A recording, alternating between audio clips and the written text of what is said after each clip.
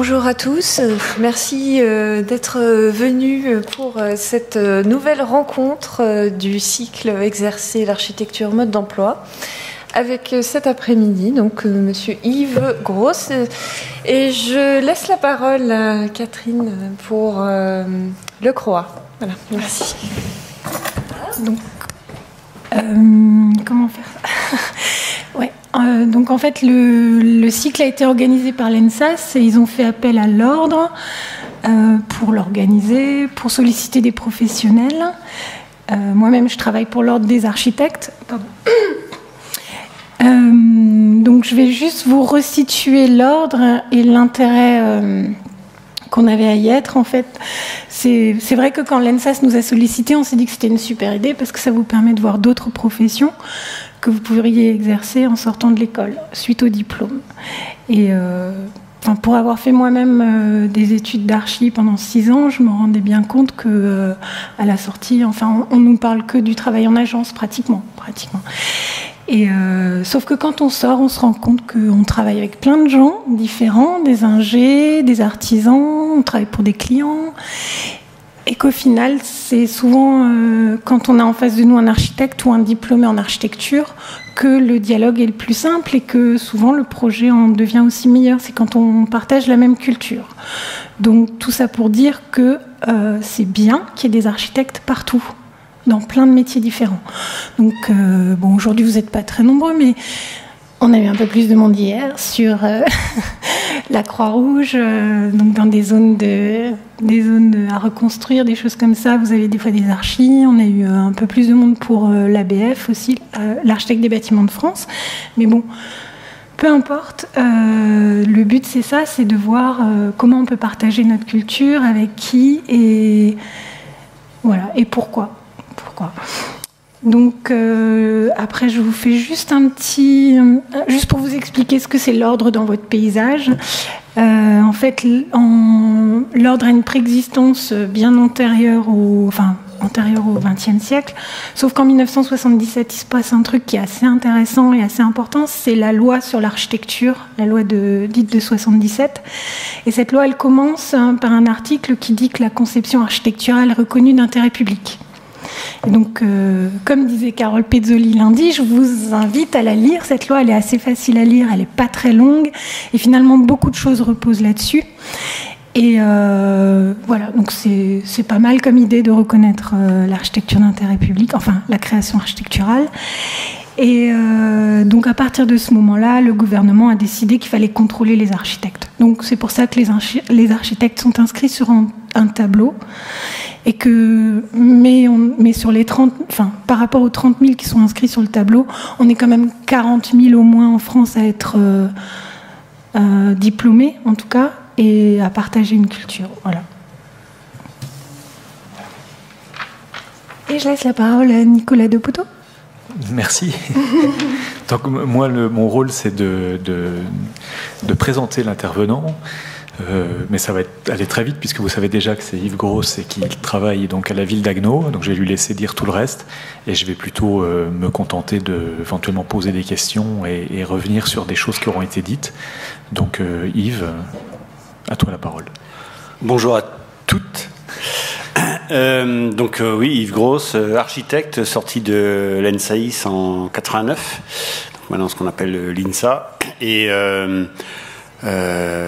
je travaille à la ville de Haguenau et à la communauté de communes de la région de Haguenau depuis 1991, donc un peu d'expérience dans la collectivité territoriale. Pour compléter le cursus, je suis fonctionnaire depuis 1993. Mon titre exactement, c'est ingénieur principal. Architecte, ça n'existe pas dans la fonction publique, qu'elle soit territoriale ou d'État. En tout cas, voilà, je suis ingénieur principal et depuis le 1er octobre 2014, c'est tout frais, je suis architecte à la direction des grands projets. Auparavant, j'étais à la direction de l'architecture du patrimoine. La seule différence, c'est qu'avant, je m'occupais également de gestion de patrimoine, gestion technique, hein, pas percevoir les loyers et signer les baux, mais au moins faire en sorte que le patrimoine soit en bon état. Aujourd'hui, pour des raisons de manque de personnel au niveau de la direction des grands projets et d'un nombre croissant de grands projets, ce qui est peut-être de bon augure. Pour l'instant, un nombre croissant d'études, et j'espère un nombre croissant de chantiers et de vrais investissements avec des vrais architectes et des vrais entrepreneurs. Il a fallu modifier légèrement l'organisation, donc je ne fais plus que des grands projets. Alors, c'est quoi un grand projet, un petit projet? Il n'y a pas de règle exacte. En tout cas, les projets dont je m'occupe actuellement, c'est le regroupement des musées de Haguenau, c'est l'extension, la rénovation de Nautiland, de notre centre aquatique, c'est la construction d'un parking silo, c'est la construction d'une garderie préscolaire et de 7 salles de classe à Schweighouse-sur-Moder, communauté de communes, hein, donc c'est pas que sur le territoire de la ville. Peut-être juste une précision sur la communauté de communes. La CCH n'a que quelques compétences, n'a pas toutes les compétences, c'est-à-dire qu'on ne fait pas tout sur tout le territoire, ce sont 14 communes. On a essentiellement, en ce qui concerne les bâtiments, une compétence petite enfance. Donc dès qu'il y a un bâtiment petite enfance sur une des 14 communes, hein, donc Haguenau et les 13 autres, hein, déjà je ne les connais pas par cœur, je les situe déjà géographiquement, ce qui est pas mal. Ça passe forcément par nos services, et en l'occurrence, quand ce sont des bâtiments à partir, on va dire, pour l'instant, les projets que j'ai, ça dépasse à chaque fois les 1 ou 2 millions d'euros, mais ça va jusqu'à 10 millions d'euros pour l'instant. Voilà, ça passe par nous, et en particulier par moi, parce que dans la direction des grands projets, je suis le seul architecte. Il y a un ingénieur spécialisé en bâtiment, un ancien contrôleur technique d'ailleurs, et deux filles qui travaillent plutôt dans l'aménagement urbain. Donc elles ont plus une formation d'urbaniste et de géographe. Et puis la responsable de tout ça a également une formation plutôt dans l'aménagement de territoire que dans le bâtiment et l'architecture. Donc c'est vraiment un rôle important. Et je suis le seul dans les 650 employés de la CCRH à être architecte. Alors, donc là j'ai expliqué un peu comment j'y suis arrivé. Ce qu'on peut peut-être soulever, c'est mes motivations. Alors au départ où j'ai été recruté, j'avais clairement dit à mon entretien de recrutement, oui, je vais faire ça quelques années, histoire de voir un peu l'autre côté de la barrière. Et puis, comme tout architecte, je vais m'installer à mon compte. D'ailleurs, pour l'anecdote, j'ai commencé par m'installer à mon compte et je suis encore aujourd'hui. J'ai le droit d'exercer à titre libéral. Alors c'est de manière accessoire. Et concrètement, pour être concret, c'est pour faire l'extension de la maison d'un copain ou un pote qui doit déposer un permis, il a besoin d'un archi pour dessiner son projet. Voilà, mes clients, c'est ça, et ça représente, allez, on va dire un projet tous les 18 mois. Donc clairement, je fais pas ça pour gagner ma vie, et si c'était ça, j'aurais un peu du mal. C'est clairement pour, d'une part, voir un peu autre chose, hein, c'est toujours sympa c'est risqué des fois de faire la maison des copains, mais en même temps, c'est sympa quand ça se passe bien, et ça s'est toujours bien passé pour l'instant. Et puis, c'est toucher un peu à l'architecture aussi, dessiner la chambre des gamins, dessiner machin, c'est autre chose que dessiner une école ou dessiner des bâtiments publics. Alors, la motivation, voilà, moi au départ j'avais dit moi je viens pour quelques années, puis après je vais voler de mes propres ailes comme la plupart des architectes.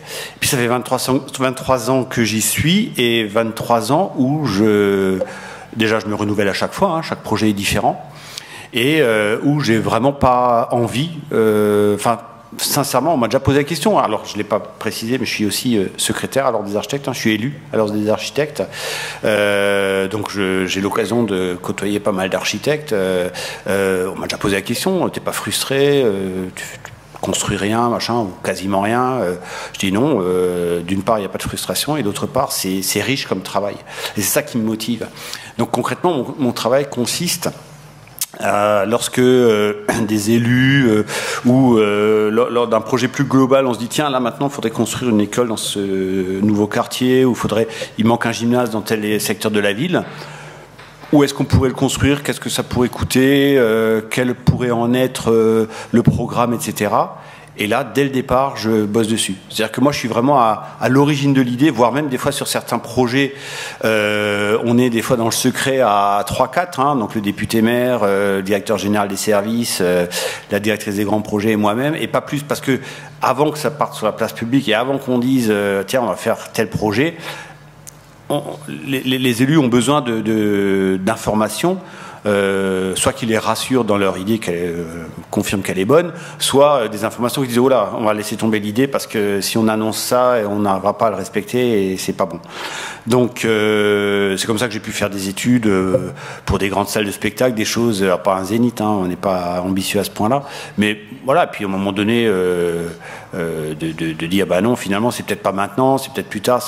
Si on veut quelque chose qui soit à l'échelle de la ville, il faut pas le faire maintenant parce que ça serait, on n'a pas les moyens.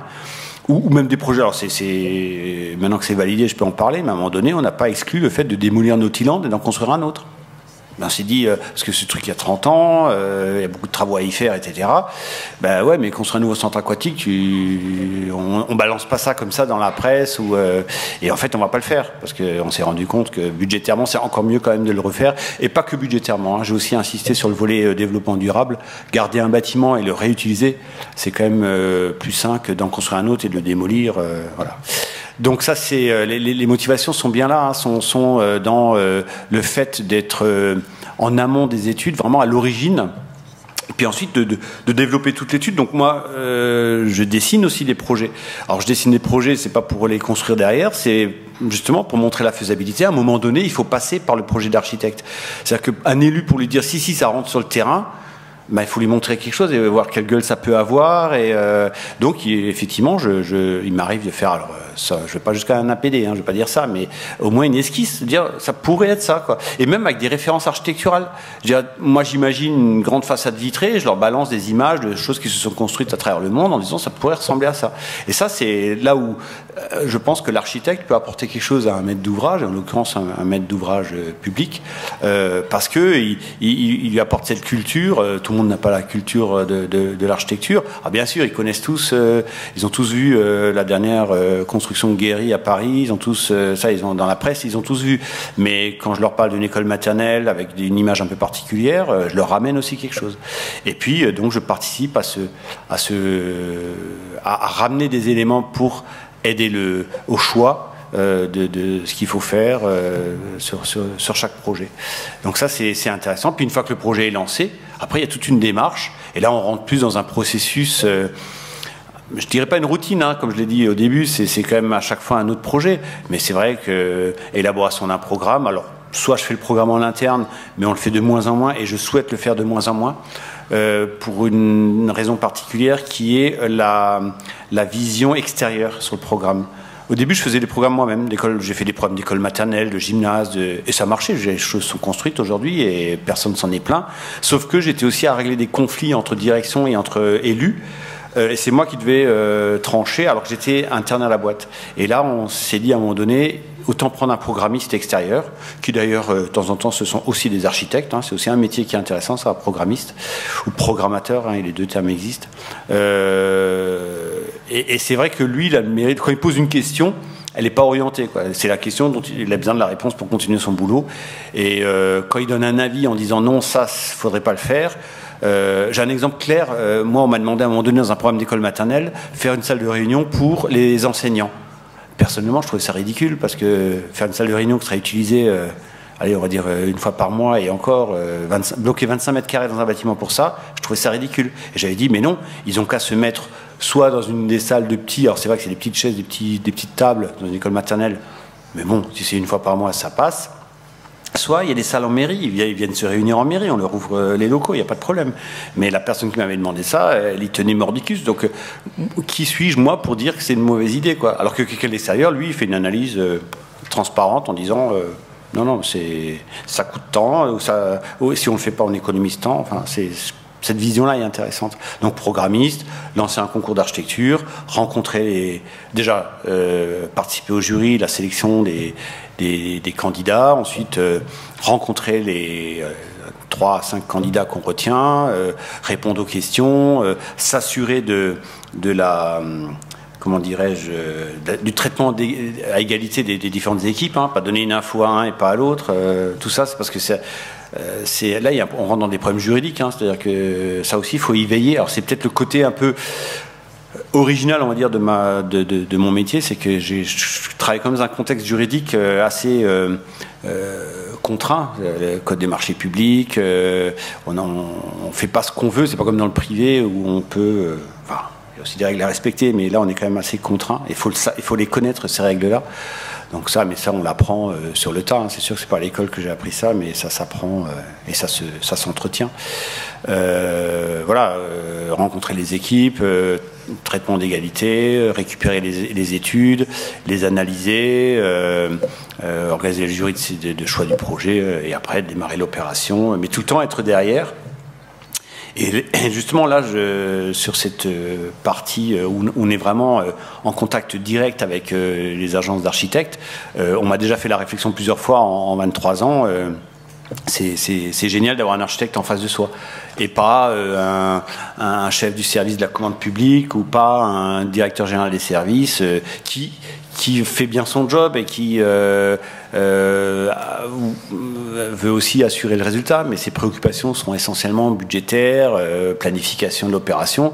Et quand vous commencez à parler matériaux, pérennité, dépenser un peu plus, mais du coup vous entretiendrez un peu plus tard ou ça coûtera un peu moins cher à l'entretien, le mec il veut pas l'entendre, quoi. Il n'a pas cette culture-là. Et puis image architecturale, etc. Donc là, les gars me disaient, au moins, toi on peut te parler d'architecte à architecte. Après, à moi de traduire auprès d'un service de la commande publique pour dire, ouais, là, il y a un avenant à faire passer de 5%. Déjà auprès de l'élu pour qu'il le valide, et après auprès de la commande publique pour que la justification soit faite, etc. Donc là, il y a un travail, je dirais, d'interface, mais qui m'a déjà été... on a déjà souligné l'intérêt de cette interface, d'avoir un architecte en face dans la collectivité, chez le maître d'ouvrage, et non pas un administratif pur et dur, voire même, sans que ce soit péjoratif, un technicien en bâtiment qui sera très compétent, et même plus que moi, sur des sujets très pointus, mais qui, sur la vision globale du projet et sa vie dans les 30, 40, 50 prochaines années, n'aura pas forcément cette vision-là. Juste pour... Oui. Par rapport à une expérience professionnelle, et effectivement, dans l'absolu, se retrouver face à des confrères, c'est plutôt pas mal pour tout ce que tu as expliqué, mais je pense que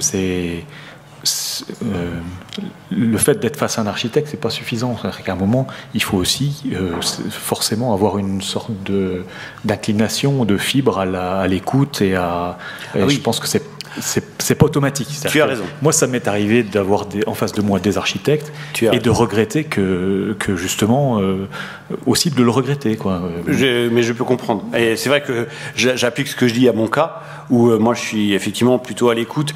Et surtout, il n'y a pas chez moi une frustration, parce que ça, je l'ai déjà constaté chez d'autres maîtres d'ouvrage, d'autres architectes, qui, le fait que eux construisent pas, ils ont pas c'est pas des grands noms, des grandes agences, machin. Quand ils ont en face d'eux un mec qui est un peu connu sur la place, il y a une espèce de sentiment d'infériorité ou de frustration en disant putain, pourquoi c'est lui, moi je suis pas à sa place. Enfin, et ça, effectivement, on peut rencontrer ce cas de figure. Enfin, moi, clairement, moi j'ai bossé, même la plupart du temps, ça devient des potes. J'ai Réluquet, Denis Paradon, TOA, XO. Enfin, j'ai bossé un peu avec toutes les agences qu'on connaît sur la place, et aucun ne m'a fait le reproche que j'étais pas à l'écoute. Au contraire, j'ai même plutôt eu la réaction inverse de mes élus ou d'autres directions en disant, ouais, mais toi de toute façon tu défends ta confrérie, tu défends les architectes. J'avais une fois une réunion, il y avait le directeur général des services et un directeur adjoint, et le mec il commence à dire, ouais, mais l'archi il a qu'à refaire son APS, nous on a changé d'idée, on a changé le programme, mais il peut refaire l'APS et ça coûtera rien. Je dis non, ça coûtera quelque chose. Et là, on m'a reproché d'oser dire que le travail d'un architecte coûtait quelque chose. Et on m'a dit, mais de toute façon, toi, tu es l'ordre des architectes, tu défends les archis, etc. Je dis non. Je veux dire, quand tu achètes ton pain, tous les jours, tu payes ton pain. Il n'y a pas un matin, tu vas chez ton boulanger en disant, allez, ce matin, c'est gratuit le pain. Pourquoi l'architecte, on ne payerait pas? Ou le garagiste, je donne l'exemple du garagiste, c'est pareil. Donc, à un moment donné, dire en réunion avec d'autres élus, parce que les gens, ils entendent ça, quoi. Un archi, ça coûte rien. Donc, c'est plutôt dans l'autre sens. Moi, les reproches, enfin, reproches. On ne m'en a jamais tenu rigueur, mais n'empêche que j'ai eu ces réflexions-là, quoi. Arrête de défendre ta profession, arrête de défendre les archis. Je dis non, je sais qui me paye, je sais pour qui je travaille, mais en attendant, je laisse pas dire n'importe quoi non plus. Donc, et c'est vrai que c'est pas le cas de tous les archis. Tu as raison de le souligner. Donc vous dites pas quand vous avez un archi en face de vous, ouais chouette, putain, super, on a un archi. Non, il y a aussi des... Ouais, ou c'était pour dire qu'il faut... Enfin, je pense que pour se lancer dans ce genre de carrière, ouais, il faut avoir à la fois cette ambition et cette humilité. Enfin, oui. Voilà. Oui, tout à fait. C'est vrai qu'on peut pas... Il faut pas le faire par défaut. C'est-à-dire que moi, j'ai pas fait ça parce que je trouvais rien d'autre et que moi, je voulais faire archi, faire des beaux projets, machin. Je trouvais rien, donc j'ai pris ça parce qu'il y avait que ça. Pas du tout. C'est au contraire. Hein, j'ai démarré ça en me disant, ce serait une super expérience. Je pourrais toujours plus tard changer de direction, mais j'aurais cette expérience-là. Mais aujourd'hui, j'ai pas envie de partir. Je veux dire, c'est vraiment typiquement le truc parce que j'ai encore, je vois qu'il y a encore de l'avenir. Il y a encore et chaque fois ça change. Chaque fois il y a d'autres projets. Et chaque fois je veux dire, je ne vais pas au boulot le matin en reculant. J'ai pas la boule au ventre.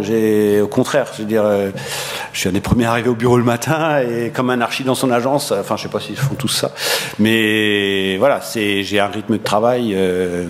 Ricciotti le disait très bien d'ailleurs. Hein, si on veut être archi, il faut bosser, quoi. Si on bosse pas, il faut faire autre chose. Mais là, je le dis et je rajoute même archi dans la fonction publique, quoi. Enfin, après, c'est une question de nature. Hein. J'en connais aussi qui viennent à 9h le matin, qui repartent à 4h, 5h l'après-midi. Et ils sont payés pareil. Hein, donc, non, c'est vrai qu'il faut une motivation et pas le faire par défaut. Alors, j'avais abordé aussi l'aspect gestion de patrimoine. Donc, c'est quelque chose dont je ne m'occupe plus suite à une réorganisation, mais je peux quand même en parler. C'est vrai que c'est passionnant aussi de faire ce lien. Alors non seulement il y a la construction, l'édification de bâtiments neufs ou de grosses restructurations sur les bâtiments existants avec des extensions ou pas, des projets emblématiques. J'en ai quelques-uns dans mon escarcelle. Hein. Théâtre de Haguenau, l'extension en 2005, construction de plusieurs écoles maternelles, d'un groupe scolaire à l'époque avec Dec Mézotarieux, Jacques Mézot, je l'ai côtoyé pendant plus de 2 ans sur cette opération-là. Enfin, c'était magnifique, quoi. Et puis de voir comment les autres travaillent, quoi. C'est ça. Mais il faut être prêt à être humble et dire, et surtout pas s'immiscer. Alors ça, c'est le dernier truc à faire. Ne pas vouloir intervenir autant dans la conception que dans le chantier, dans la réalisation. Hein. On n'est pas là pour faire remplacer l'archi ou faire le boulot de l'archi ou venir en complément du boulot de l'archi qui fait le projet. On est là pour voir si tout se passe bien. On est le facilitateur, pas, je dirais pas contrôleur, parce que contrôleur ça fait un peu ouais, t'as pas bien fait ton travail, machin. C'est plutôt on fait en sorte que ça se passe bien. Sur des trucs très cons, un permis qui est déposé, bah, je vais aller voir si tout se passe bien. Je vais pas attendre que le service d'urbanisme me réponde 2 jours avant le délai. Ouais, il manque des pièces, quoi. Je vais plutôt y aller en amont, dire vous êtes sûr, tout se passe bien, ok, on va avoir le permis dans les temps, ouais, ok. Donc je l'appelle l'archi, c'est bon, pour l'instant ça se passe bien. Voilà, c'est facilitateur. C'est pas taper sur les doigts en disant ça aussi, moi j'ai fait le reproche, ouais, vous pénalisez pas assez les archis quand il y a des erreurs. Je dis mais faut peut-être voir d'où vient l'erreur. Après, on peut toujours discuter. Il y en a certains qu'on a pénalisés aussi, hein, ils le savent, et je leur ai dit. Et quand il y a des retards, des choses comme ça, ben, à un moment donné, il y a des règles, elles ne sont pas respectées, on les applique. Mais il ne faut pas tout le temps vouloir taper sur l'archi. Et là, moi, je suis plutôt un peu d'huile dans les engrenages pour que tout ça se passe bien. Donc la gestion de patrimoine, ouais, c'est ça, c'est tirer bénéfice d'une expérience sur la vie d'un bâtiment, pour ensuite pouvoir l'appliquer dans la construction. Et ce lien, moi je l'ai fait à partir de 99. Hein. Donc en 99, j'ai récupéré la gestion du patrimoine et j'ai justement pu faire ce lien et pu me rendre compte que j'avais aussi fait des conneries dans les projets que je suivais. Enfin, quand je dis des conneries, au niveau de la programmation, on n'a pas forcément toujours été très clair, etc. Ne serait-ce que sur des choses aussi simples que l'uniformisation de certains matériels. Aujourd'hui, moi, j'ai des bâtiments, sur les alarmes anti-intrusion, j'ai des systèmes différents dans chaque bâtiment. Alors, quand tu es dans ce bâtiment, tu connais ton système d'alarme, il n'y a pas de problème. Mais quand tu as le mec qui doit gérer tous les systèmes d'alarme, il doit avoir 50 modes d'emploi en tête. On se dit, mince, là, on aurait peut-être pu trouver Ah, bon, maintenant on le fait. Maintenant on uniformise, mais avant on ne le faisait pas parce qu'il n'y avait pas ce lien. Moi je construisais, eux ils s'occupaient, et puis il n'y avait pas d'échange. Donc le fait d'avoir tout dans la même direction, il y a eu cet échange. Là, la décision a été prise de nouveau scindée. Je les ai prévenus entre autres sur ce problème-là. Bon, maintenant c'est vrai que ayant eu cette expérience, je l'applique quand même. Je vais pas oublier tout ce que j'ai vu en gestion de patrimoine.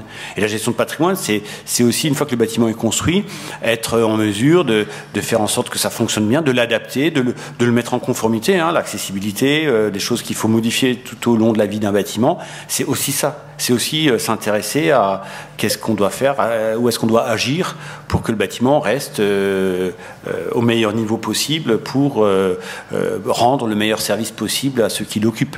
Ça, et puis aussi motiver les gens qui y sont pour participer à au maintien en état du bâtiment. C'est-à-dire que signaler quand il y a un problème et pas râler. Ouais, ça fait 3 semaines qu'on a froid dans le bâtiment. Je dis, vous avez appelé pour prévenir? Bah non, mais il fait froid tous les matins quand on arrive. Ouais, si vous appelez pas, nous on peut pas le deviner. Je fais pas le tour de tous les bâtiments tous les matins pour voir si tout se passe bien. Donc c'est ça, c'est dire aux gens, les informer, dire voilà, donner un numéro de téléphone, donner ces trucs très cons, mais ça, c'est important que quelqu'un gère ça. Et ça, en tant qu'archi, alors on n'a pas besoin d'être architecte pour faire ça, hein, mais clairement, moi, ça m'a servi aussi pour l'appliquer ensuite dans les projets. Je pense à une autre expérience. Alors on est à la limite entre l'existant et le neuf. J'ai testé des bâtiments. Alors quand je dis tester, ça commence par faire du sport dans une salle de sport que j'avais d'ailleurs dessinée et construite à l'époque. Mais j'ai aussi, par exemple, occupé le poste d'une cantinière dans une cantine que j'ai livrée il y a 2 ans. Je suis allé de 10h du matin à 16h l'après-midi. J'ai fait cantinière, quoi, avec la Charlotte et tout. Mais parce que les nanas me disaient, ouais, les trucs quand même, ça marche pas trop bien, etc. Je dis, faut que je, parce que, alors, dis-moi ce qui marche pas. Et tu notes et puis tu comprends pas trop. Mais tu vis le truc. Entre autres, il y a un problème avec la vaisselle. Ben voilà, je comprenais pas pourquoi il y avait des problèmes avec la vaisselle. En fait, le problème venait surtout de ce qui était mis dans les assiettes. Le jour où il y avait de la purée, il fallait passer les assiettes 2 fois dans la vaisselle. C'est très con, mais ouais, parce que ça colle bien, surtout la purée de cantine, c'est pour boucher les trous aussi. Non, mais voilà, j'ai voulu tester. Alors j'ai découvert d'autres choses. Hein. J'ai découvert que dans une cantine, on jette la moitié de la bouffe. Une fois que c'est ça, alors ça m'a écœuré parce que non, mais voilà, c'est rien à voir avec l'architecture, mais tu découvres aussi ça. Et c'est pour ça il faut vivre dans ces bâtiments, les bâtiments qu'on conçoit, alors j'ai pas conçu, mais les opérations qu'on a suivies, on a imaginé un programme, on a travaillé avec tous les gens qui vivent dans ce bâtiment, qui y travaillent, on a travaillé avec eux.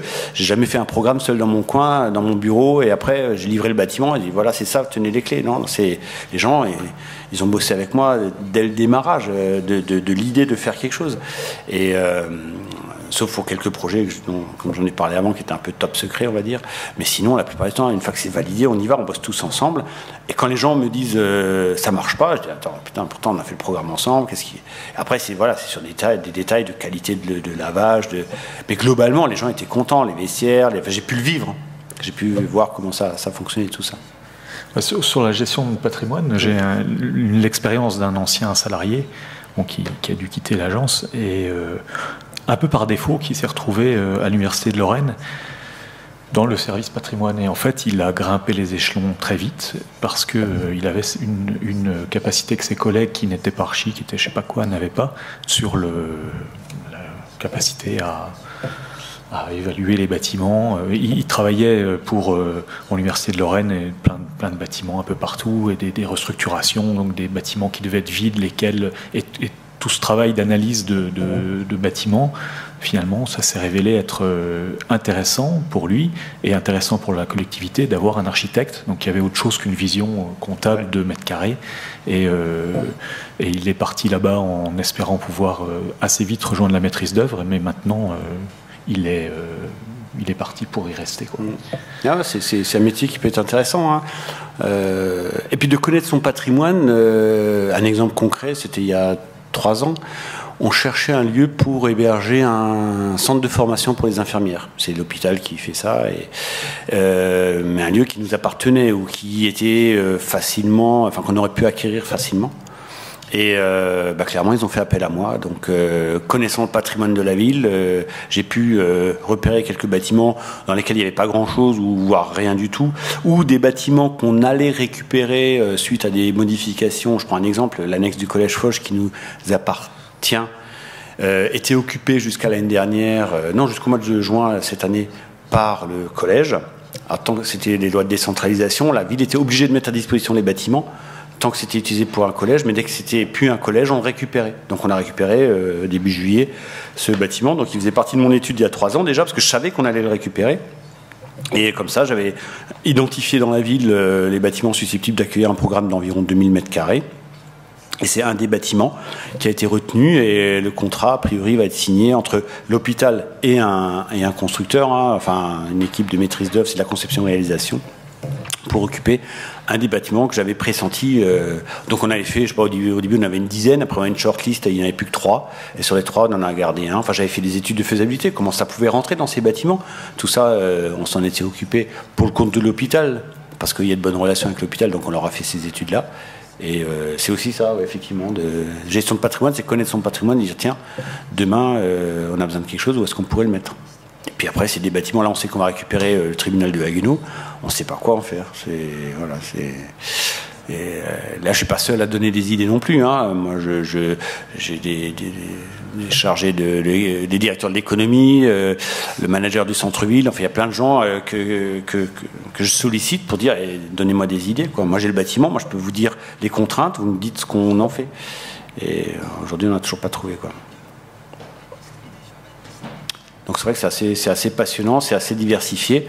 Donc même si maintenant, effectivement, je ne fais plus de gestion de patrimoine, cette expérience-là a été très utile. Et les opérations, puis ça vous permet de côtoyer. Là, sur le musée, par exemple, j'avais parlé tout en introduction que je travaille sur le projet des musées. Donc il s'agit en fait de rénover, modifier restructurer notre musée historique. Il rapatrie une partie de la collection du musée alsacien. Quand on a un musée, il y a 400 visiteurs dans l'année, donc payer des bâtiments pour ça et les rendre accessibles, c'était quand même un peu dommage. Donc on a dit non, on va plutôt déplacer les collections plutôt que de mettre en conformité le bâtiment. Et on devrait y adjoindre un musée privé qui est le musée du bagage, qui est très connu qui est connu dans le monde entier. Alors peut-être pas à l'école d'architecture de Strasbourg, mais je peux vous assurer qu'il y a des Japonais qui viennent exprès à Haguenau pour voir ce musée. C'est un privé qui a ça. Et donc on voudrait le rattacher aussi pour faire un pôle muséal. Ça fait 2-3 ans que je bosse là-dessus, mais ça a vraiment pris de l'essor en début d'année, puisqu'on a consulté des programmistes. On en a trouvé un avec... donc du coup, moi, je travaille avec des muséographes, des scénographes. C'est là que j'ai découvert que la muséographie et la scénographie, c'est pas la même chose dans un musée, avec des spécialistes de l'éclairage. Et on n'en est que au programme pour l'instant. On est vraiment que... qu'est-ce que c'est un projet scientifique et culturel dans un musée classé musée de France. Enfin, c'est des trucs passionnants, quoi. Voilà, j'en découvre. J'avais jamais bossé sur un musée. Maintenant, je commence alors, bien sûr, il faut être curieux, quoi. Ça aussi, c'est un truc que Ricciotti a dit. Si on n'est pas curieux, on a du mal à être architecte. Moi, le mec, il me dit, il me faut un projet scientifique et culturel. Ministère de la Culture, hop là, j'ai trouvé des fiches, là, 24 pages. Qu'est-ce que c'est un projet scientifique et culturel? On va dire, pour vivre, j'en ai pas besoin de le savoir, mais quelque part, c'est de la culture générale. C'est un truc, voilà, moi, je sais maintenant ce que c'est un projet scientifique et culturel sur un musée classé musée de France. Le prochain projet, là, je vais lancer une consultation de programmiste. C'est un parking silo. Alors, j'avais déjà suivi la construction d'un parking silo dans Haguenau, mais là, ça va être un autre parking silo, mais avec d'autres enjeux. On veut un truc, parce que maintenant, les préoccupations, par exemple, du développement durable, font qu'on imagine que bientôt, il n'y aura plus de bagnoles. Je suis un peu sceptique là-dessus, mais partons avec cette hypothèse que d'ici 30-40 ans, il y ait moins de voitures. Moi, je pense qu'il y en aura toujours, mais elles seront plutôt électriques ou hybrides. Ça, c'est encore à voir. Un parking silo de 300 places, si j'ai moins de bagnoles, j'en ai plus besoin. Alors, qu'est-ce que je fais? Je le transforme en bureau, j'en fais de l'habitation. J'ai dit non, on va le faire démontable. On va le faire, démontable, c'est un grand mot. Si c'est pour le démonter dans 40 ans, voilà, des matériaux facilement renouvelables, qui n'est pas du béton à casser, mais plutôt du bois ou de l'acier à dévisser, enfin des choses comme ça, quoi. Voilà, on va partir avec, on va mettre ça a priori Si c'est validé, je vais proposer ce genre de choses. Mais c'est là où il faut être innovant. Il faut penser à construire un bâtiment. Alors en France, les règles disent en général, on le calcule pour 50 ans, je crois. Enfin, c'est de cet ordre-là. Aux États-Unis, c'est encore plus court. Hein. On le construit pour 20-30 ans. Mais voilà, et après, j'en fais quoi? J'avais travaillé une fois sur une école maternelle où on a dit, le jour où dans ce quartier il n'y a plus d'enfants, l'école maternelle ne servira plus à rien et ça ne se déplace pas. Eh bien, faisons une école maternelle transformable facilement en maison des associations, en bureau, en ce qu'on veut, quoi, hein, en antenne de quartier pour la mairie.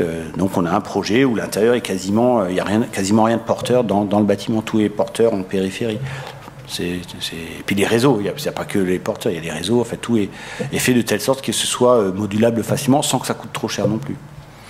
Bah, il faut être innovant aussi, c'est pas juste l'administratif, c'est pas juste faire vérifier des factures, rédiger des programmes, c'est aussi avoir un peu... Et là, le côté créatif de l'architecte a tout son sens. C'est vraiment... un côté créatif tout court, on a besoin d'être architecte pour être créatif, mais c'est vrai que l'architecte, il faut qu'il soit créatif, et là, ça a tout son sens. Je trouve ça aussi, c'est aussi une des motivations.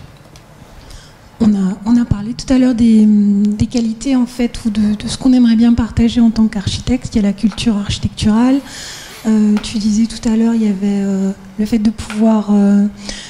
Non, en fait, non, je prends le truc à l'envers. En fait, voilà, ce que je veux dire, c'est qu'est-ce que tu retrouves dans ton boulot qui n'appartient qu'à toi et que tu as pu apprendre au cours de tes études, hormis la culture architecturale? Que j'ai appris. J'ai une petite idée derrière la tête, mais vas-y. Ah, t'as une idée derrière la tête. Alors, à part la culture architecturale, tout ce qui est gestion de projet, analyse, enfin... moi déjà, alors c'est plus une qualité que quelque chose qu'on a appris, c'est la rigueur et tout ça, mais par exemple la gestion d'un projet en termes de planification, de dépenses, quand on est archi, on apprend à gérer un planning de chantier par exemple, ou moi ça c'est à plus grande échelle, quoi. Moi le planning, en général, quand je sors en planning, tiens, demain on a une réunion avec les élus, on va leur présenter un planning où le bâtiment devrait être livré en septembre 2018. Voilà, on est en novembre 2014. Donc moi, les plannings, c'est 3-4 ans au minimum. J'ai déjà fait des plannings où, si, on a un projet d'un grand groupe scolaire. En fonction, c'est l'écoquartier Thurot, un groupe scolaire. On sait que cet écoquartier va monter en puissance petit à petit. On programme pour l'instant le groupe scolaire pour 2022. Je pense que je ne serai pas encore à la retraite, non. Mais voilà, mais moi je fais des plannings où j'ai une échéance à 2022. C'est donc le côté organisation, le côté planification des opérations, c'est un peu les mêmes. Au lieu d'organiser le travail du carreleur, du maçon, du plâtrier, machin, moi j'organise à plus grande échelle, quoi. Le programmiste il fait ça, après on a les sondages archéologiques, on a les réseaux, il faut contacter les concessionnaires de réseaux, il faut contacter, faire des sondages de sol. J'ai tout à force avec l'expérience, je me suis fait une checklist. Maintenant, oui, c'est quelque chose que j'ai pu apprendre à l'école et encore, je ne sais pas si... Dans la manière de bosser avec les autres intervenants ou avec les autres employés de la mairie. La gestion de projet. Équipes, ouais, la gestion de projet, c'est vrai, inclut également la communication entre les différents intervenants, et que ce soit un archi au sein de son agence avec ses bureaux d'études, les entreprises, etc. Moi j'ai la même problématique, mais effectivement plus avec le directeur de la culture, la directrice de l'éducation, le directeur du sport, la direction générale et tous les intervenants extérieurs, hein. Moi il est pas rare que je contacte l'architecte des bâtiments de France, les pompiers. Encore hier j'avais le capitaine des pompiers au téléphone pour un sujet un peu délicat sur un bâtiment existant, un projet pour les handicapés, la DDT. J'ai des noms dans toutes ces administrations, j'ai des contacts. J'ai des gens que j'appelle, j'ai un problème, je les appelle. C'est vrai que ça c'est important. Mais je pense que cette gestion pluridisciplinaire, effectivement, on retrouve ça dans le monde de la maîtrise d'œuvre et dans ton métier. Moi, je pense que mais est-ce qu'on l'apprend, est-ce qu'on voit ça à l'école? Ça, je suis pas tout à fait sûr. Mais par contre, ce que je pense, je sais pas si c'était ça que mais à l'école, c'est cette gestion projet dans l'idée que, ou plutôt analyse pour projet pour réaliser les choses, et que c'est ça qu'on apprend, qu'on essaye d'apprendre, ou en tout cas qu'on essaie d'enseigner, et j'espère que les étudiants apprennent. C'est bon, certes, on fait des projets sur des programmes identifiés, mais on essaye de faire en sorte que les étudiants, les diplômés, soient capables de faire de l'analyse pour le projet. Et c'est pour ça, je vois le fameux ex-salarié qui est à l'Université de Lorraine, c'est ça qui le différencie de ses collègues, c'est que les collègues font de l'analyse de bâtiments existants en tant que tel. Lui, il le fait dans une optique de réutilisation. Et ça, c'est une capacité que les architectes ont et a priori acquièrent à l'école. Ouais, c'est vrai que le côté vision, le côté imagination, enfin, c'est le créatif, hein, on revient toujours au côté créatif. Oui, créatif orienté, quoi. C'est comme tu disais tout à l'heure, des créatifs, il n'y en a pas dans les écoles d'architecture. Mais orienté bâtiment, quoi. Orienté bâtiment, réalisation, concret et vision à long terme ou à très long terme. Ouais, ça c'est vrai que c'est peut-être un point. Enfin, je remarquais aussi sur les différents intervenants qu'on a eus là jusqu'à aujourd'hui, c'est qu'il y avait quand même une récurrence dans la gestion des équipes et dans le fait qu'ils aient appris ça, mine de rien. Alors peut-être malgré les profs, qu'ils aient appris, malgré le programme des écoles, mais oui, qu'ils aient appris à gérer, à se donner les moyens. Ouais, je ne pensais pas malgré, ou en fait je pense ce qu'on essaye d'apprendre aux étudiants, futurs architectes, c'est à objectiver les choses, et, à avancer des hypothèses, mais bon, par rapport à une dimension sensible ou un ressenti, mais aussi par rapport à des objectifs concrets, annoncés, et ça quand on conduit un chantier ou une faisabilité, c'est comme ça qu'on réussit à emmener les gens avec nous, c'est quand on leur demande de faire quelque chose et qu'on est capable de leur dire pourquoi, de comment ça s'enchaîne dans le travail des autres. Et ça, effectivement, on n'apprend pas ça directement, mais dans l'enseignement de projet et les autres, je pense que c'est assez présent. C'est toujours la question un peu bête de se justifier. Moi, j'aime pas trop ça parce qu'on a toujours l'impression d'être pris en faute, mais finalement, c'est quand même ça. Être capable de dire on veut faire ça pour telle et telle raison, et ça se met de telle façon dans une vision à plus ou moins long terme. Et ça, je pense quand même qu'on l'apprend à l'école. Oui, c'est vrai. C'est vrai qu'on apprend rien que la présentation de projet. Quand on présente des projets à des profs, voilà, on doit argumenter, etc. C'est vrai que je suis confronté exactement aux mêmes problématiques. Alors moi, j'ai pas des projets à présenter, projets architecturaux, mais quand on part sur une hypothèse de travail ou sur une étude de faisabilité et qu'on a 2, 3, 4 scénarios possibles, je dis pas juste aux élus, voilà, il y a 4 scénarios, dites-moi lequel vous voulez, puis quand vous aurez choisi, je continue. Non, c'est d'expliquer et de dire, à mon sens, pour telle raison, celui-là me semble plus pertinent, celui-là est avantageux pour telle raison, mais par contre il y a ça comme problème. Enfin, c'est aussi ça notre boulot, et justement d'arriver à argumenter. J'ai eu cette problématique-là sur Nautiland, où maintenant on a 3 projets, en gros 3 millions, 5 millions ou 8 millions.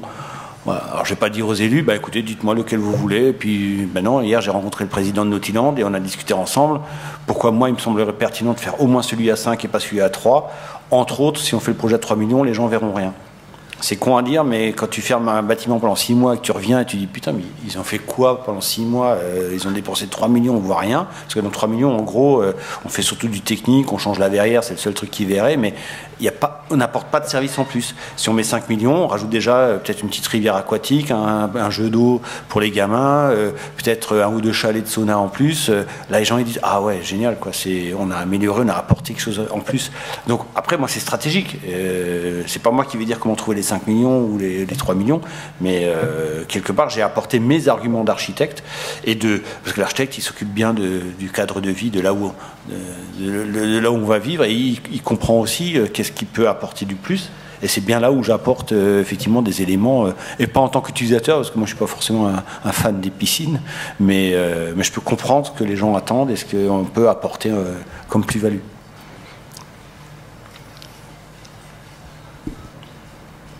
Est-ce que tu as le sentiment de vraiment pouvoir Manipuler, c'est pas le bon mot, mais... Mes élus, non, je les manipule pas, c'est enregistré. Non, je manipule. De pouvoir orienter très sérieusement les débats et les choix. Alors, il ne s'agit pas d'orienter. Si, moi j'ai forcément une opinion et que j'exprime et que j'arrive à argumenter.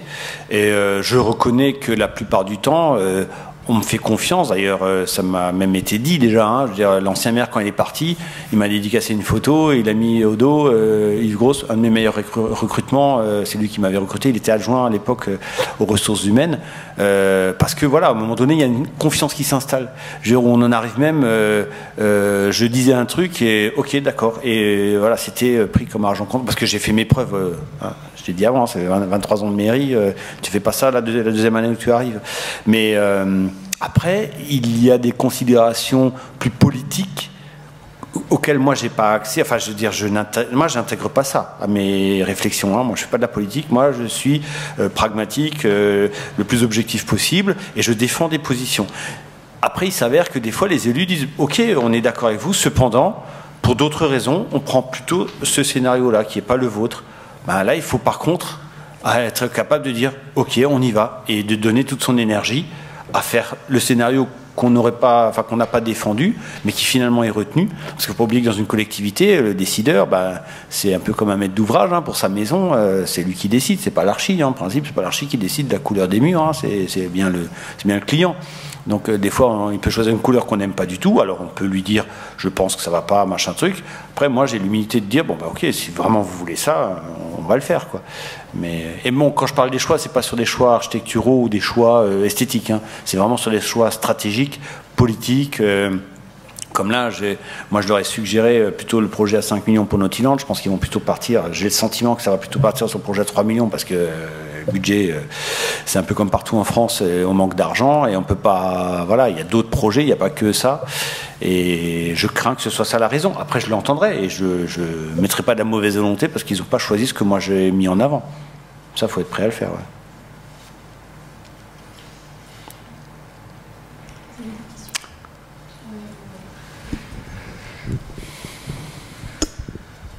Juste savoir comment vous avez été recruté. Enfin, vous aviez une expérience particulière auparavant? Pas du tout.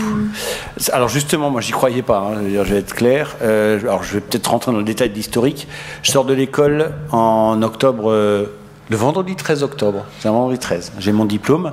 Le lundi qui suit, je bosse parce qu'à l'époque, on te cherchait dans les ateliers pendant les charrettes pour bosser en agence. Par contre, à l'époque, le service national était encore obligatoire. Donc je suis parti en janvier 90 en Guadeloupe. J'ai eu la chance de pouvoir partir outre-mer parce qu'il y a eu un cyclone. Alors dire de la chance qu'il y a eu un cyclone, c'est un peu dégueulasse, mais il n'y a pas eu trop de morts pendant ce cyclone. Mais concrètement, c'est ça. Il y a eu la reconstruction à faire. J'ai pu faire mon métier d'architecte en Guadeloupe pour le compte de la DDE à l'époque, Direction départementale de l'équipement, pour la reconstruction de logements pour les gens qui avaient perdu, avec des conditions de ressources, qui avaient perdu leur logement pendant le cyclone. Et j'ai fait ça jusqu'en avril 91. Suite à ça, comme je l'ai dit, je m'installe en libéral, je m'inscris à l'ordre en juin. J'avais trouvé déjà quelques maîtres d'ouvrage dont certains j'avais fait leur connaissance en Guadeloupe, qui faisaient des petites maisons, des logements sociaux pour la Nouvelle-Calédonie. Enfin, voilà, j'avais quelques petits projets sympas. Et comme je partais de rien, je dis, ça peut pas être pire qu'avant.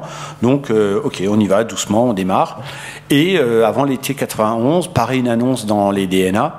La ville de Haguenau cherche un architecte pour créer un nouveau service des bâtiments neufs. Et en plus, c'est même pas moi qui vois l'annonce, c'est une amie qui dit, tiens, t'as vu, je cherche un architecte, machin. Bon, ok, je réponds à l'annonce en me disant, attends, ils vont prendre un mec qui a de la bouteille, quoi. Moi, à part mes quelques cahutes en Guadeloupe, j'ai rien construit. Donc, je passe 2 entretiens, dont le deuxième en tête-à-tête avec le premier maire qui m'a embauché, qui est décédé depuis, Alphonse Heinrich. Et il m'embauche. D'ailleurs, l'entretien d'embauche, on a parlé 5 minutes de boulot et on a parlé au moins 1 heure du lycée Couffinal dont il était proviseur et moi j'en étais sorti avant d'aller à l'ENSAIS. Donc on a parlé du lycée, voilà, c'était un peu les anciens combattants. Donc super ambiance, machin. Donc ok, vous êtes pris. Et j'ai commencé fin août 91 à la mairie de Haguenau. Donc j'ai commencé comme contractuel. Tu peux être embauché dans une collectivité territoriale, c'est les villes, les communautés de communes, les régions, les départements, les offices d'HLM aussi, je peux bosser dans les offices d'HLM. Donc là, je suis rentré comme contractuel, donc un contrat comme dans le privé. qui peut être révocable. Enfin, d'ailleurs, c'est durée déterminée en général, au début en tout cas, enfin, en ce qui me concerne. J'avais juste l'obligation de passer le concours, pas de le réussir, mais de passer le concours d'ingénieur subdivisionnaire, ce que j'ai fait en 92, et que j'ai réussi. Donc en 93, j'ai été nommé ingénieur subdivisionnaire. Alors là, une fois que tu es rentré dans un circuit, voilà, ta carrière, je sais qu'il y en a qui s'amusent à calculer, alors il y a quand même des délais, hein, je veux dire, tu passes à l'échelon suivant entre 1 an et 1 an et demi, après l'échelon suivant c'est entre 1 an et demi et 2 ans, et puis après c'est entre 6 mois et 1 an, enfin il y a des grilles, je ne me suis jamais vraiment intéressé à ça. En général, moi je connais mon augmentation d'échelon lorsque je reçois le courrier signé, mais c'est déjà fait depuis 2 mois, quoi. Donc voilà, c'est là que je me rends compte, parce que les augmentations d'échelon c'est peut-être 10 € de plus sur la fiche de paye, c'est pour ça que je me rends pas compte forcément, mais voilà, je suis rentré dans ce système-là. Après, j'ai été nommé ingénieur principal. Et là, je peux prétendre à l'ingénieur-chef. J'ai d'ailleurs passé le concours. C'est mon deuxième concours que j'ai passé. Le premier, c'était ingénieur subdivisionnaire en 92. Et là, j'ai passé le concours d'ingénieur-chef pour voir pourquoi pas. Parce qu'après, ingénieur-chef, par exemple, il faut être dans une collectivité de plus de 40 000 habitants. Et comme la CCRH, c'est presque 50 000, je pourrais rester. Parce que pour l'instant, je n'ai pas de velléité à vouloir partir. Mais cela dit, je suis prêt à étudier toute proposition. Hein. J'avais déjà eu des propositions. Je suis ami avec mon homologue à la CUS, Frédéric Thomen, qui est aussi architecte et qui s'occupe de tout ce qui est bâtiment à la communauté urbaine. Et plusieurs fois, il m'avait dit, allez, viens. Parce que j'avais bossé avec lui au début à la ville de Haguenau, il était à l'urbanisme. Et j'ai chaque fois refusé, parce que pour l'instant, moi, je suis bien là où je suis, quoi. Donc voilà, le début, c'est vraiment un contrat. C'était une annonce dans les DNA, pour être clair. Hein. Ouais, non, j'avais pas d'expérience. Ils ont justement, je pense qu'ils ont fait le pari de se dire, prenons quelqu'un qui n'a pas d'expérience. Et j'ai appris par la suite que j'étais en concurrence avec des mecs qui avaient déjà ce genre de poste dans la fonction publique, dans d'autres collectivités, et ils m'ont préféré. Alors je sais pas ce que j'ai dû leur dire qui leur a plu, mais en tout cas, voilà, c'était. J'ai réussi à les convaincre. Je pense que le NSAIS derrière faisait beaucoup. Oh non, mais Alsace, à l'époque. Hein. Partout dans la France entière. Ouais. Je suis d'accord. Tu couperas pas au montage, hein.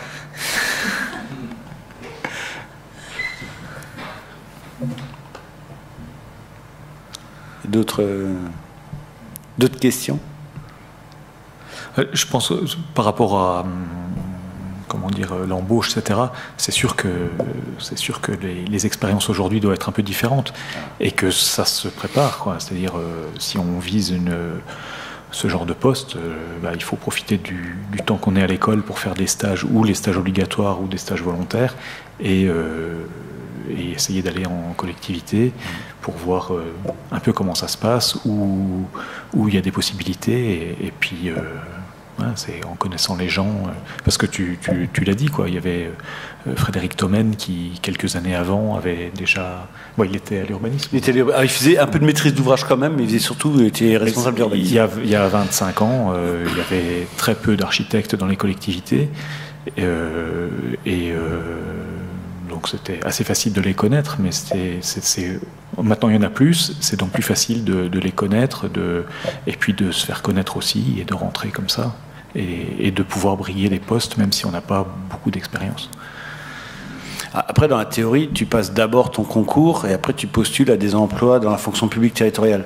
C'est-à-dire qu'il faudrait éventuellement passer le concours d'ingénieur subdivisionnaire, hein, il existe toujours ce concours-là, en spécialité architecture quand même, architecture et bâtiment, donc ça c'est spécialité. Alors quand tu as le diplôme d'architecte, c'est des épreuves relativement simple, genre note de synthèse, et on te file un paquet de 50 pages et tu dois faire une analyse de tout ça et en tirer des conclusions.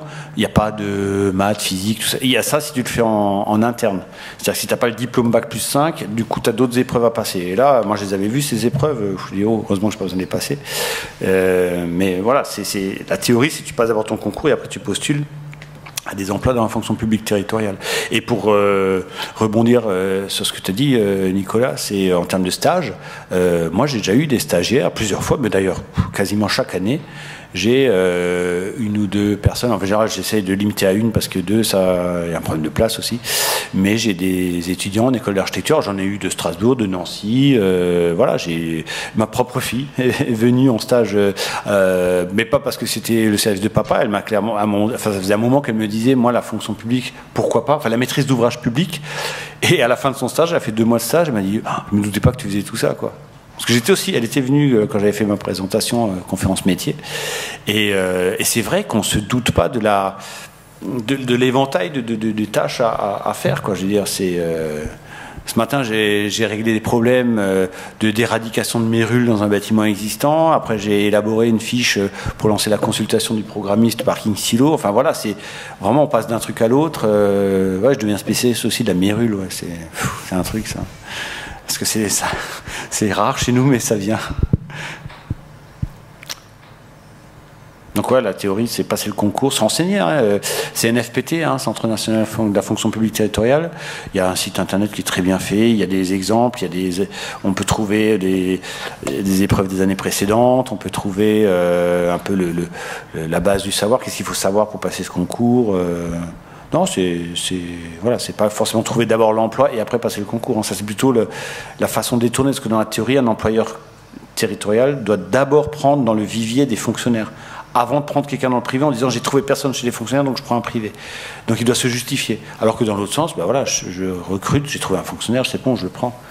Mais t'es pas le premier à nous raconter ça cette semaine. Il y avait Carole Pezzoli comme ABF dans le 68 qui est aussi entrée comme stagiaire, qui est revenue comme contractuelle comme toi, avec l'obligation à un moment donné de passer le concours des bâtiments. Des ABF, ouais. Ouais, c'est vrai qu'il y a par contre cette obligation. Ouais.